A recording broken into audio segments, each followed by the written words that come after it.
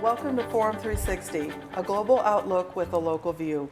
We're a nonprofit grant and donation funded program that depends on volunteer hosts who present a wide variety of topics.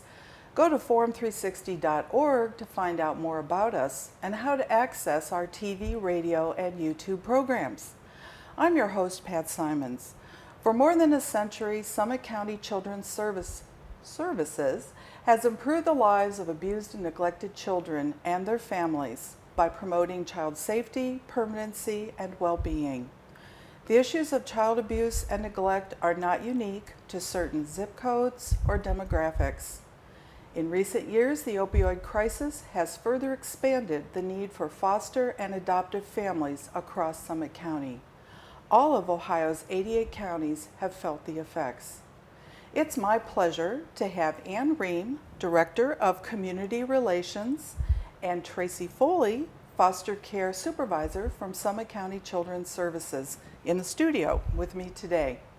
We're going to talk about their agency's rising needs and tell us about their newest programs to help meet the challenges. Welcome. We're glad to have you. Thank you. Glad to be here. Thank you. We have so much to talk about. Anne, I thought we could start off with you and tell us a little bit about yourself and why you choose to do this kind of work. Okay, well, my name is Ream, and I've been a social worker at Summit County Children's Services for over 26 years. Okay. I chose the field of child welfare because I've really felt that it was one of the best ways to impact children and families in Summit County. And Traci, how about you? My name's Traci Foley. I'm currently the foster care supervisor at Summit County Children's Services. I've been at Summit County Children's Services for just over 2.5 years. However, I have over 20 years experience in the child welfare field, working for several other counties in similar positions. And I got into this field because my very first job was working with children in a residential facility, seeing the impact that child abuse neglect had on them, and I wanted to be part of the solution. Well, thank you. Now, the website tells us about the history of Summit County Children's Services and explains how it has evolved from an institutional care to individualized care and placement. You have some very powerful mission, values, and vision statements. Tell us how that guides you in your care today. Okay, yes, we do have a proud history here in Summit County, beginning way back in 1881. And in 1910, we opened up the old children's home that many of us who have lived in the area are familiar with the location on South Arlington Street. We started off as an orphanage, taking care of children who needed a home, who were in dependent type of situations. And over the years, we've really morphed more into family-like settings, making sure that we are responding to child abuse and neglect concerns in Summit County, and that has stayed very similar to our original missions. And now we're really making sure that we're responding to abuse and neglect, but making sure that children are in a least restrictive setting. And really, along with our vision and values, making sure that we're doing everything that we can to partner with our families that live in Summit County where there are concerns, to strengthen their families and try to make sure that whenever possible we can keep the children in their own home and prevent removal. So we partner with many different community collaborative agencies to strengthen the families and to assure that if children can safely stay in their own homes, that they do so. A very big but a very important job. Now, your agency works under state and federal laws, and your website talks about the 5 mandates of child welfare. Can you describe those for me? Sure. First and foremost is assessment and investigation. So that's really our mandate. We're the only agency in Summit County whose mandate is to respond to child abuse and neglect concerns. So that's our job. Through our 24/7 hotline, we receive calls from concerned citizens or mandated reporters throughout Summit County and above that if there is suspicion of child abuse and neglect, then we receive those calls through our hotline and then we respond to them. If they meet the screening guidelines and it's set to and assigned to a caseworker and a supervisor, those cases, then we respond to those concerns of child abuse and neglect. So that's one of our mandates, is assessment and investigation. We try to look at family strengths when we're out there and respond to the families, and address the challenge areas that our families have. So that's one of the mandates. Also, child safety, well-being and permanency, as well as reunification. So I had talked earlier about making sure that we're doing everything that we can to strengthen the families and to prevent removal, but sometimes, unfortunately, removal is essential to the safety of children in our community. And through one of the mandates of reunification, then what we try to do is work with the family then and pick up the pieces and see if we can reunify with their family members. And if not, we're really looking at kinship. You know, who is in their family that can care for them and strengthen those connections with their ongoing family or kinship support. So many of our children are currently placed with kinship families in this community. Well, it sounds like a very comprehensive outline of a care plan that you follow by Ohio Revised Code and federal laws, but you can create your own local policies to also meet those needs, your own programs. That's right. Now, you do describe a list of different kinds of care: kinship care, foster care, independent living services, and adoption. Those are all well described on your website. But I found one interesting. It's called Waiting Child Profiles. Can you talk about that? Yeah, on our website, we do have profiles of children that are listed with their pictures and a brief bio on the children that are available for adoption. There are children that are in our permanent custody, which would mean that their parental rights of their parents have been terminated and they are up for adoption. They are waiting for their forever home. At this time, we have just a little over 160 children that are in our permanent custody, and that's who you see as far as our waiting child profiles. And about 50 of them do not have any specific plan, meaning so we have to really recruit and find unique ways to make sure that these children have their forever families through legal permanence. So that means that the children are in our permanent custody and we're looking to create with them forever families for those children. Well, looking at those little faces makes it very personal. It sure does. Makes it, you understand that they're out there and they're needing assistance and placement. Now, you describe one of your most critical services as your 24-hour abuse hotline, 330-434-5437. Can you tell us what that does, if someone calls in, why they would call in? Yeah, sure. That's our hotline, and it's open 24/7.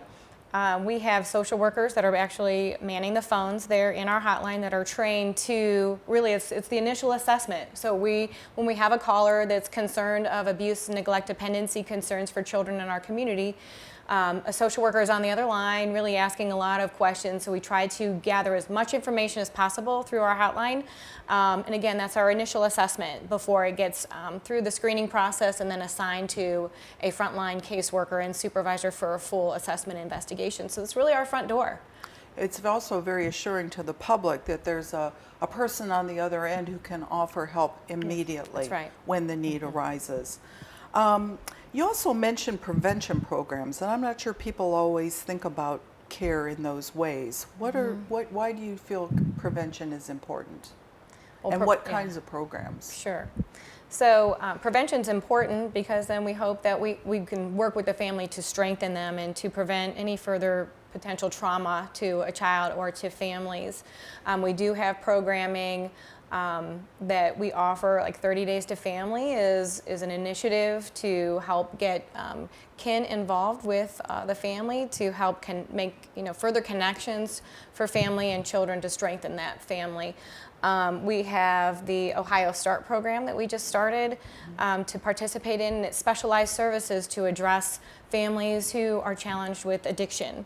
Specialized services for children who might have experienced trauma, but also services for their parents who may be really suffering with addiction to help them on their journey to recovery and treatment for those specialized needs. So those are just a couple examples. It's a very important concept to offer prevention before something either gets out of control or something that can be nipped in the bud and worked on initially. Now, recent statistics say that you have approximately 800 children currently in your care and only approximately 160 foster homes available. That number fluctuates, but it's right around those numbers. Describe what your primary needs are at this time, given those statistics, and what actions are you taking? Okay, so with those numbers in mind, clearly we are in need of foster and adoptive homes for these children. You know, we do a really great job trying to make sure that children are safe in their own homes and prevent removal when possible, but when removal is inevitable, we really need foster homes. And so we have connected and collaborated with a marketing firm to help us with our Be the Reason campaign. Oh, Be the Reason. Be the Reason Okay. campaign. And it's sort of a wide stretching campaign to bring awareness to the need for foster and adoption homes for our kids. So with having about 800 children in custody, we can't find relatives for all of the children where kids can go. So we certainly then, our next option is to turn to our foster parents, who also partner with our agency to meet the needs of these children who have ongoing needs, who need to be safe, who need to be part of a family. So our Be the Reason campaign is really helping us work towards that approach and bringing the awareness, letting the community know that we have this critical need and that we need them. It's on so many people's hearts out in the community that said, I've always thought about it, or I've once thought about it. You know, gee, maybe today's not the time, but maybe tomorrow is. So I think the Be the Reason campaign will help us really spread the word all throughout Summit County and beyond that we have this critical need. So the public should put their ear to the ground and listen for this campaign. Right. They'll hear more and more about this. I just want to tell our audience that if you're just joining us, this is Forum 360, and I'm your host, Pat Simons. I'm speaking with Ann Ream, Director of Community Relations, and Traci Foley, of Foster Care Supervisor at Summit County Children's Services. Traci, can you tell us more about how to become a foster parent and the adoption process, how that all works together? Oh, sure, Pat. So in order to become a foster parent, and this would be through any county in the state of Ohio, there's a requirement of 36 hours of what we call pre-service training. Okay. That training is taken, and then there is an application to be filled out. After that, then we also look into, financial resources for the family. We do a criminal background check as well as local checks. We look for any criminal history, or we also look for any child abuse and neglect history. We do those kind of backgrounds. The process from application to finish is approximately 6 months. I know at Summit County we really strive to have that done within 4 months, but because of all the paperwork and all the background checking that we do, it does take some time. Interviews with all family members that live in the household take place as part of this assessment, not just those who are applying to become the foster parents. We also ask that families really look at their support system and who can help them through this journey. As we all know, they can't do it alone, and these children have had some challenges, and so we like the family to have that support. So we ask that they do identify some alternate caregivers that would be able to assist them if they need it. Okay. So that process, is part of that process, the home study process. And then once all the assessment is done, then the state of Ohio, we make a recommendation to the state of Ohio to become a licensed foster parent. Now we do in tandem an adoption approval, as the state requires us to do. Unless a family is adamant that they just want to foster, we do a dual licensure, foster home license, and an adoption approval, so that if in the future a placement becomes permanent for them, they do have the ability to adopt. Well, I can tell you from personal experience, I have a very dear friend who that is the process that they went through. They went through foster care with the option to adopt when the time was right. They have 3 children that's through so that exciting. process. Yes. So I guess what I'm getting from this is if you decide to take on being a foster parent, you're never alone. There's lots of services and support and you're going to work with them. So no one's ever out there alone as a foster absolutely parent. not. Yes, at Summit County, we do offer a lot of support to our foster parents. You know, they not only have a network of foster parents that they will get to meet once they join our team, but at Summit County, we do assign a foster home coordinator per family.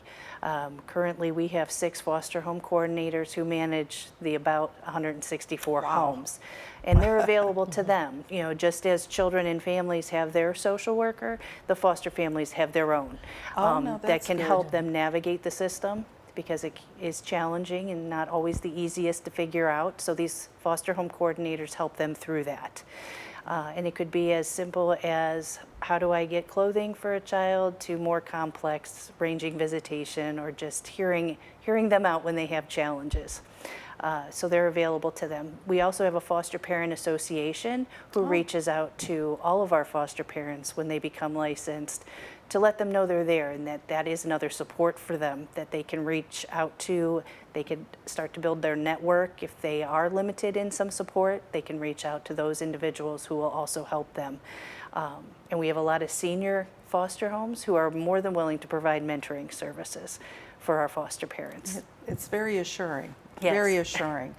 So these are some options. What if you're a community member? What are some ways you can help that might not be foster or adoption?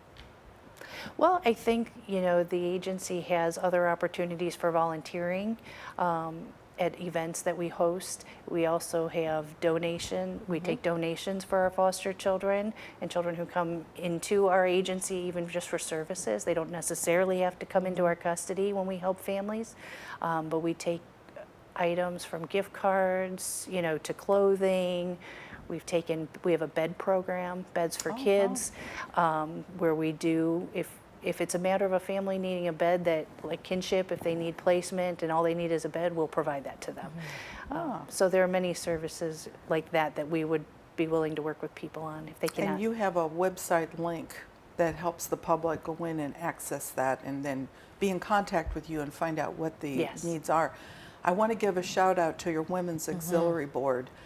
They do phenomenal work, and they were the first in the country of this kind, 1949. And I think it's a real proud heritage for Summit County to claim that. And I know they help you in many ways with donation and volunteering. They sure do. We're excited to have them as partners, and have long-term partners with us. They just celebrated last year 70 years, so it's been exciting to have them part as our really extension of our team, to help us really meet our mission and to meet the needs of the children in our community. And that's something too the public can look into who might want to join them. That's right. Yes. And that is on your website. I want to talk a little bit about your financial origins. Now, you make some very strong statements in your vision and value statements about being fiscally responsible and good stewards of taxpayer resources. Can you tell us where your primary and supplemental funds come from? We know you can accept donations, but talk about the other funding. Well, dialing back to last November, we were on the ballot, Right. and that was a renewal of our 2.25 renewal levy. And so we want to really thank all of Summit County for coming out and supporting us and voting for that, not only renewal, but the 1 mil increase too. Great. So we'll start collecting that property tax levy funding next April. Oh, wow. So that is a 6-year levy renewal with the 1 mil increase. That's about, that combined will be just a little bit over 60% of our operating budget. We also have 4E reimbursement and some small state allocations, monies that come from the state. But we are still one of the lowest in the nation in terms of state allocations for public child welfare. Interesting. So the county levies really help. Absolutely, it's absolutely critical to our ongoing ability to respond to child abuse and neglect in Summit County. Well, and a 6-year state for a status for a levy at least helps you plan. That's right. That's right. It gives you some day-to-day planning. Do you want to talk a little bit about your structure, about how you have a board, you have an administrative team? But one group I thought was really interesting is you have a citizen advisory committee. And I was so impressed by the many, many organizations that work together to help each child. That's right. We can't do it alone, and we do have a board of trustees that help guide our executive director and our agency moving forward.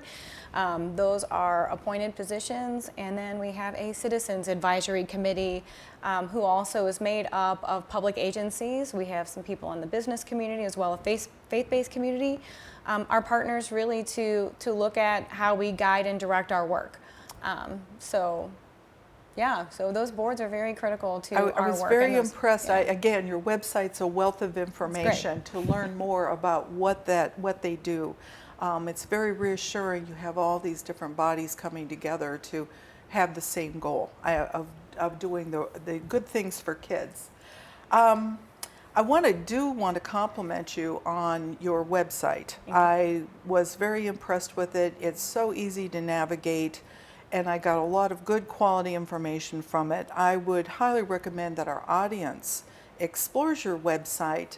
They can go to www.summitkids.org, and again, they'll find the 24-hour child abuse and neglect hotline, 330-434-5437. Now, we've got a little extra time. Is there something you would like to add to what we've been talking about? I want to be sure that the next critical number would be our inquiry line. So when we talk about the Be the Reason campaign and the need for foster and adoptive homes, we need folks to know that it's really just a phone call away, and our inquiry number is 330-379-1990. 330-379-1990. That's where they can get information on Be the Reason, the campaign. What time span now this is up and running, the campaign right now? We kind of have had a soft unveiling, so you will see in the very near future really our campaign go countywide. So you'll see our billboards up, you'll see our digital ads up, more recruitment events. We've been out in some of the community events during outreach to just educate a little bit about our needs and to get the Be the Reason campaign out there, but you'll see it more widespread soon coming out. Great. And I'm hoping that the Beacon Journal will do some kind of an article on your behalf as well. I haven't seen anything yet. We'll definitely have the ads in the Beacon Journal. Good. Most definitely we'll have the digital ads, the print ads. So it will be a widespread, far outreaching campaign to share the awareness that we need foster to adopt homes. Now, where are your offices located? We're at 264 South Arlington Street in the East Akron area of Akron. Now, again, I can't help. I keep going back to your website. That started out as a farm. My understanding, that was the Jewett farm that was donated back in the 1800s or something. And you folks are still on that same location. Still on that I just find location, that just charming. Yeah, it really is. Yeah, it really is. And there's administrative offices there now. There have not been children living on the grounds now for some time, about 16 years, because we really have morphed over the years that children deserve a safe and a strong family to live in, and the institutionalization of really a children's home or an orphanage, we've morphed over the years to making sure that children can be with a family because that's what they deserve. Right. Well, I want to thank both Ann and Traci for raising awareness of Children's Protective Services in Summit County. And I want to thank you for your careful management of resources while you're providing the best quality care that you can. It's been a pleasure to have Summit County Children's Services Community Relations Director Ann Ream and Supervisor of Foster Care Traci Foley bringing us up to date on the important work and needs of the agency. There are many opportunities for the public to assist Summit County Children's Services in the care of innocent children and their families who fall into misfortune that threatens health, safety, and well-being. Whether we can help meet the need as foster families or adoption, or support with tax dollars, volunteer hours, or donation, it takes a village to care. This is Pat Simons. Thank you for joining me on Forum 360. Have a great day.